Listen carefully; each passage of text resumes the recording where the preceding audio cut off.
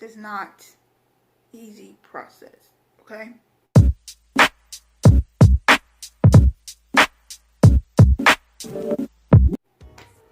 Alright, hey everybody, thank you so much for joining me for another video. So today I am going to talk about the obvious here, these waveformers. I wasn't going to do a video about them because there's so many videos already on YouTube, but I think this video will be helpful for those who are considering buying them. There's some things you need to know. I'm gonna give a few tips. If you are interested, go ahead and keep on watching this video. Y'all, I can't tell y'all how frustrated I am with these things. So first of all, I'm not going to go through how it works. Y'all already know that. So when using these things, they're not as easy as some who have done videos on these make it seem. I mean, that's the YouTube world. I mean, you know, editing makes a lot of stuff look easy. But y'all, before y'all buy these things, y'all need to know this is not no quick, easy process, okay? I can't tell, like, look at my hands. I don't know if y'all can see that. That's skin. See that? Look at my finger. That is also skin right here. Yeah, that's from using the waveformer. See that? Skin. And then my finger here, there's skin here. And that is from using the rod that come with these things. Now, I've heard a lot of people say that the rods are super cheap, and that is 100% true.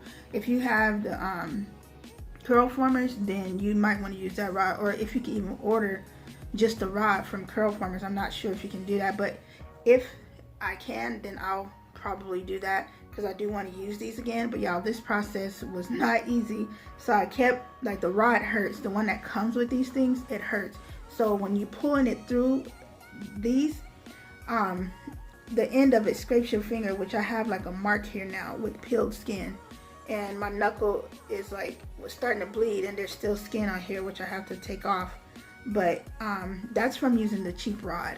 Like, that thing sucks. And then when I kept pulling it through, it would disconnect because it's a 3-part rod, and it would the top part of the hook would disconnect from the bottom of the rod. So I had to keep taking it out and putting the waveformer back on the rod, which was so annoying.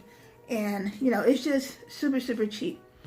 Now, one tip I can give to you guys when doing these is do not do it when you have somewhere to go. Like, I have somewhere to go, so I was kind of rushing a little bit, so that made the process like super frustrating.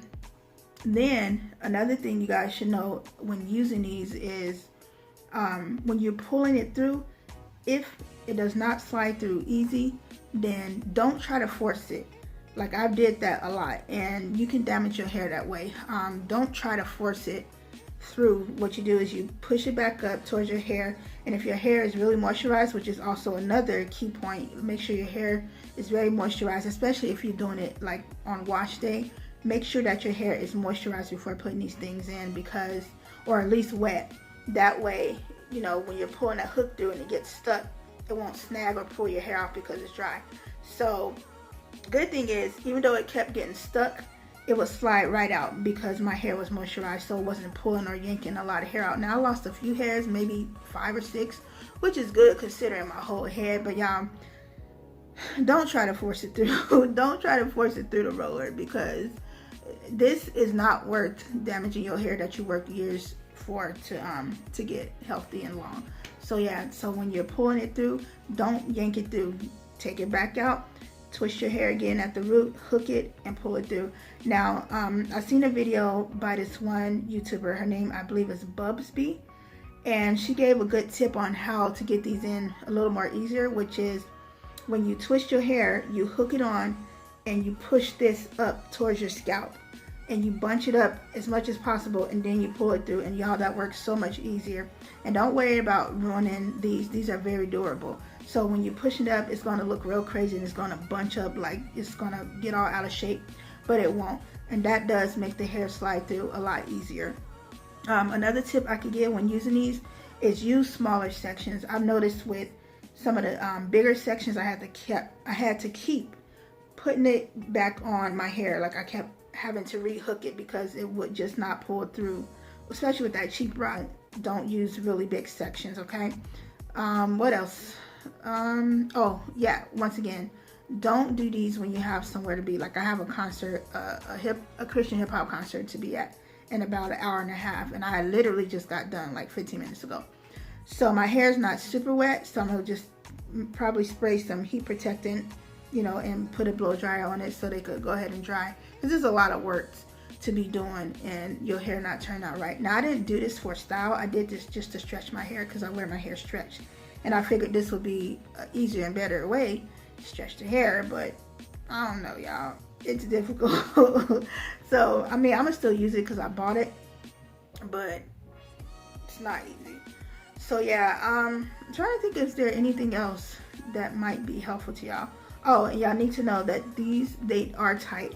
Like they're not super tight to like when you first get your hair braided, not that kind of tight, but they are tight to the scalp, which is a good thing because you know it's gonna stretch your, oh my gosh, it's going to stretch your hair the way you need it to, but it is tight. So if you can avoid sleeping in these, then do your hair as early in the day as possible. Now, that was my intention to do it earlier in the day, but my mail runs late, so I didn't get these till like 1 o'clock this afternoon.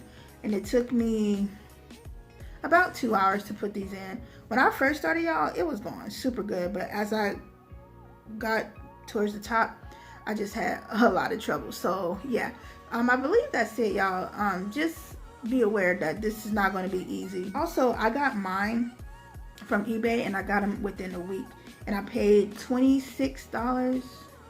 I think it was $26 to some change, free shipping on eBay, and it took me a week to get them.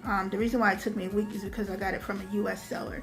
Now, I believe this person did get them from, you know, Japan or wherever these come from, and you know they already had them in stock, so it only took a week for mine to come.